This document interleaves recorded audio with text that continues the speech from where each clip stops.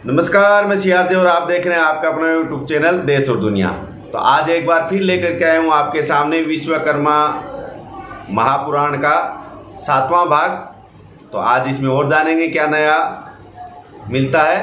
तो अभी जो मैं बता रहा हूँ ये संदर्भ और प्रस्तावना इसकी चल रही है, यानी कहाँ कहाँ विश्वकर्मा जी के बारे में क्या क्या लिखा हुआ है ये सब चल रहा है। अभी इसके जो मूल अध्याय हैं वो बाकी हैं।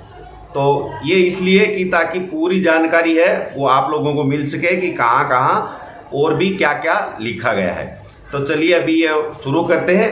और शुरू करने से पहले आप लोगों से मेरी अपील है कि ज़्यादा से ज़्यादा लोगों तक पहुंचाने की कोशिश करें, इसको ज़्यादा से ज़्यादा शेयर करें ताकि हमारे ज़्यादा से ज़्यादा लोगों तक ये बात पहुंच के। तो चलिए अभी आज का है वो पाठन शुरू करते हैं।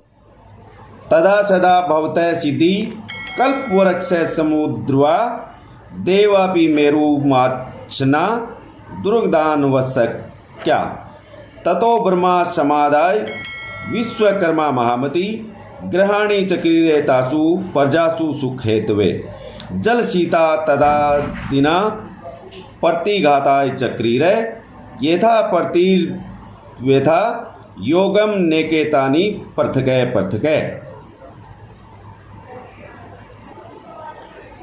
यही कथा सदेवाधिकार आख्यान के रूप में वायु पुराण और विस्तार से सम्रांगण सूत्रधार में आई है। स्कंद पुराण के नागरखंड में सोमनाथ के वर्णन में विश्वकर्मा के कार्यों का उल्लेख है। चूँकि स्कंद पुराण का नागरखंड गुजरात में ही संपादित हुआ है और चालुक्य राज कुमारपाल के जीवन काल के उत्तरार्ध में इसका पुनर्संपादन हुआ, तब गुजरात और पश्चिमी भारत में सोमनाथ मंदिर के निर्माण आदि से जुड़े समुदाय ने विश्वकर्मा विद्या का प्रसार सोमपुरा होकर किया। तब इस समुदाय की परंपराओं को सत्समान पुराण में प्रतिष्ठा मिली।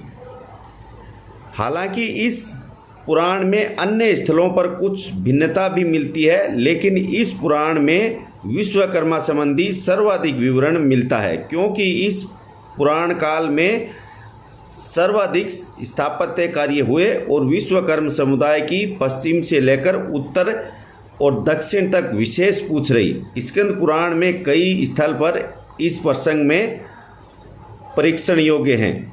ये था 1, 3, 6, 134, 6, 180, 14, 7, 1, 23, 4, 7, 1, 25, 3, 5, 3, 194 और 48 इत्यादि। इन जगह पे इसका वर्णन आया। ये जो दिए हुए हैं नंबर, ये जो वर्णन दिया हुआ है जहाँ से लिया हुआ है उसके पेज नंबर दिए हुए हैं। तो अगर कभी आपको ये चीज़ देखनी हो कि भाई कहाँ पे है, इसलिए ये सब दिए हुए हैं। इसमें काशीखंड के उत्तरार्ध में विश्वकर्मेश्वर लिंग की महिमा के अध्याय में कहा गया है कि त्वष्टा प्रजाति के पुत्र विश्वकर्मा हुए जो ब्रह्मा के दूसरे रूप हैं। गुरुकुल में एक दिन उनसे गुरु ने वर्षाजन्य कष्टों से मुक्ति देने वाली नित्य नूतन पर्णशाला के निर्माण गुरुपत्नी ने देह की आवश्यकतानुसार वल्कल निर्मित और नित्य स्वच्छा सुंदर कंचुकी बनाने गुरुपुत्र ने पंख स्पर्श से विहीन रहने वाली सदा आरामदायक पृथ्वी सहित जलतल पर गमन योग्य खड़ाऊ निर्माण और गुरुपुत्री ने स्वर्ण के 2 कर्णफूल और कन्याओं के मनोरंजन के योग्य हाथी दांत के खिलौने बनाने का आग्रह किया। स्कंद पुराण में ये है 5, 3, 194, 4, 87, 64, 4, 86, 1, 4, 97 और 69 आदि में। पुराण में आया है कि उन्होंने भगवान विश्वेश्वर की बहुत सेवा की।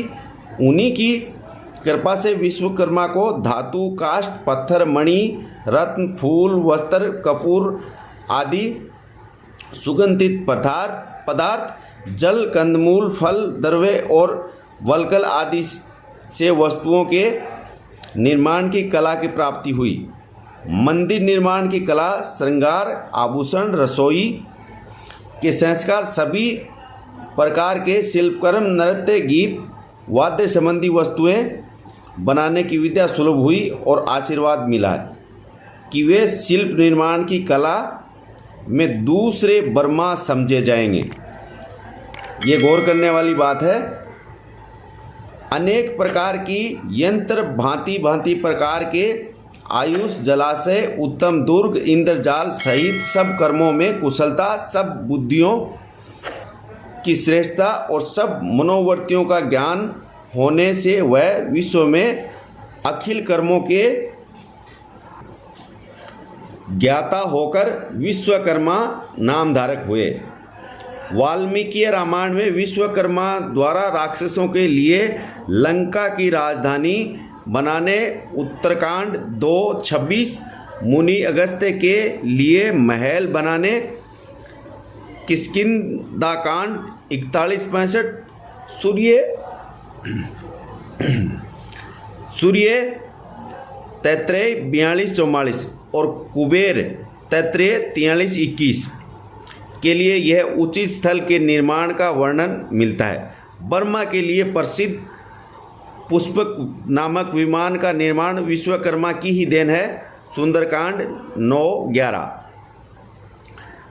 मार्कंडेय पुराणोक्त दुर्गा सप्तशी में विश्वकर्मा द्वारा भगवती को अति निर्मल परंतु और अनेकानेक अस्त्र और अभेद्य कवच मस्तक और वक्षस्थल पर धारण करने के लिए कभी न मुरझाने वाली कमलों की माला भेंट करने का वर्णन आया है। तो आज के लिए ये 7वां अध्याय में इतना ही। आगे 8वें अध्याय में जल्द ही मिलेंगे। तो तब तक के लिए दीजिए इजाज़त। जय श्री विश्वकर्मा।